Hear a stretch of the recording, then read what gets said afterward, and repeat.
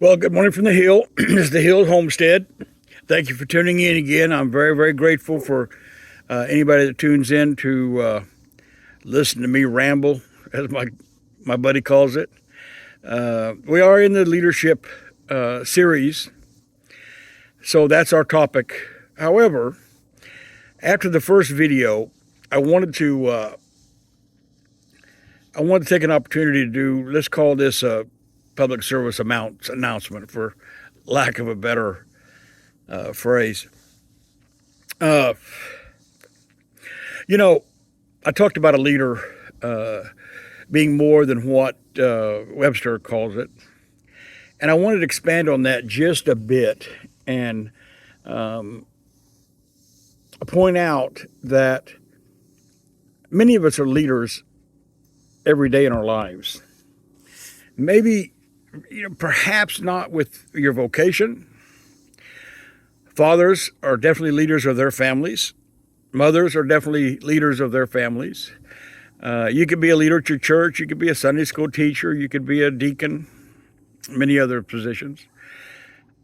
You could be a leader of your community. We have a real small community up here on the Hill, and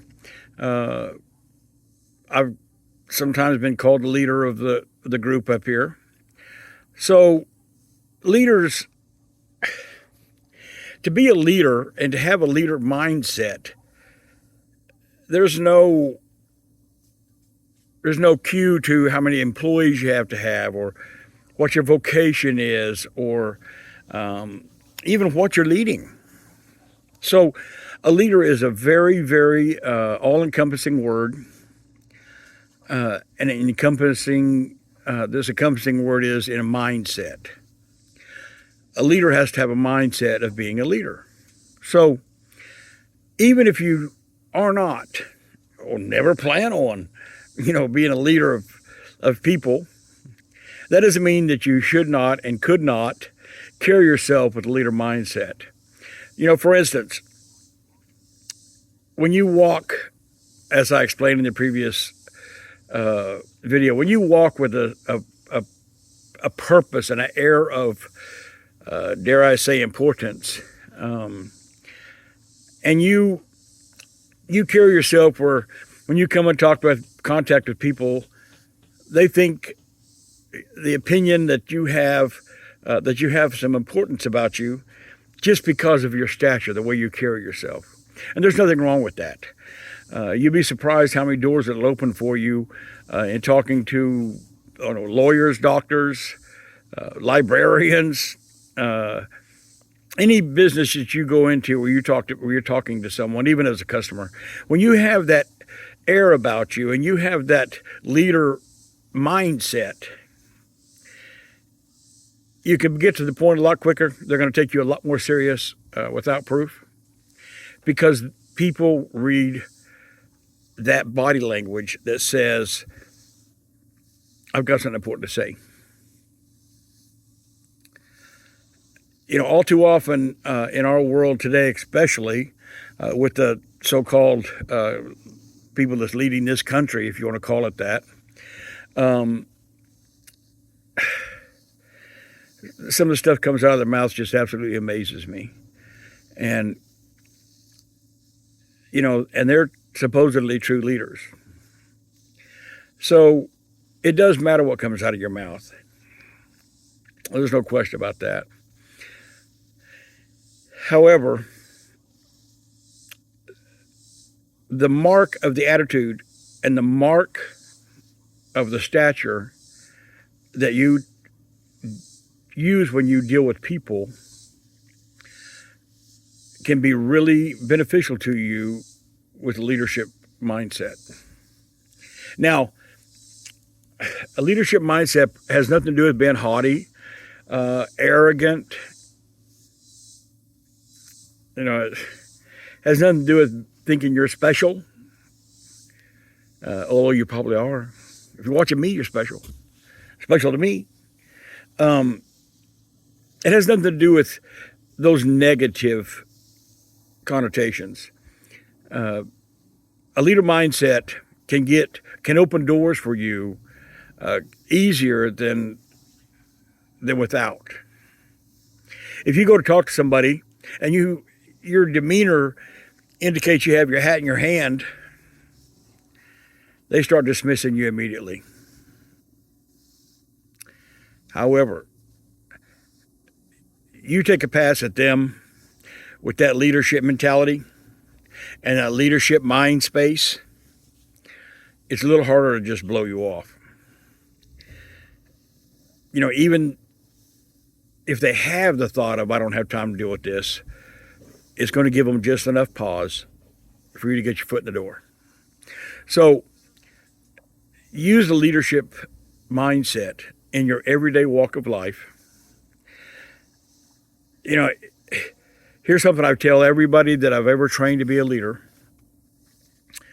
You can come in as a leader in your approach and in your mindset and in your attitude. And then you can decelerate that if you need it. What you cannot do is come in with that hat in your hand mentality, actions, and mindset and try to elevate it after the fact, because they've already counted you out. And when you try to do that, they would call that anger. Oh, he got angry. He started talking to me real serious. He got angry. So, it's just like when I talk to train a leader to go into a new position. I tell them to go in quietly, because you can always go up. But if you go in harsh and you go in hard, they won't let you come back down. That's where you got to be, and that's a hard life to live. So take the wisdom, I believe wisdom, that I impart to you in these videos about leadership, and try to use them in your everyday life. I recommend everybody I talk to learn a word a day. Use it every day. Use that new word every day, because people in leadership positions, or people that have something important to say, are expected to have an expanded vocabulary.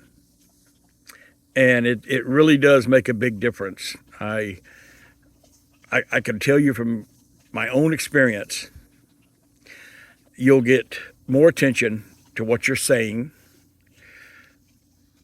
with an expanded vocabulary and the way you carry yourself.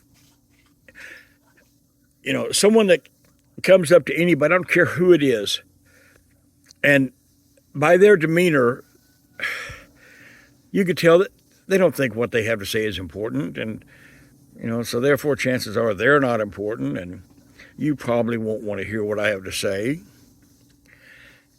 9 times out of 10, that's what that person really thinks, and that is portrayed, and that energy flows every time you walk up on someone, every time you open your mouth. So portray that attitude that I'm not any better than you are.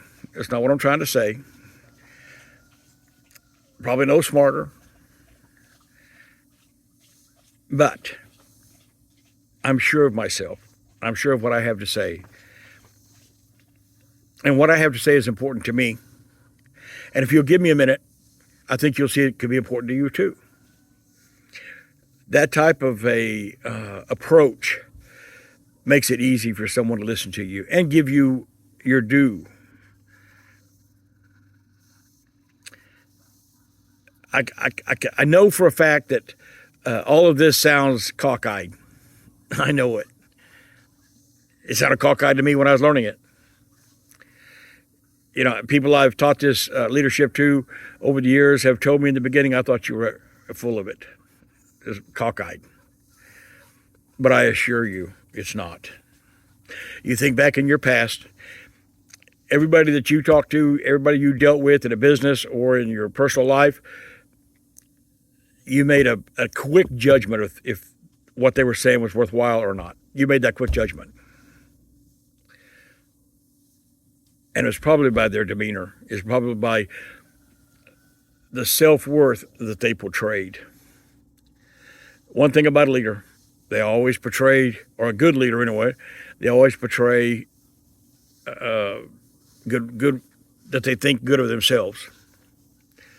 So have goodwill for yourself.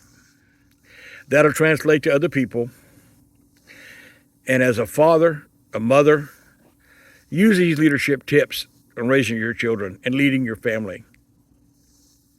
Anything that you might be standing apart out of a group of people, use these tips.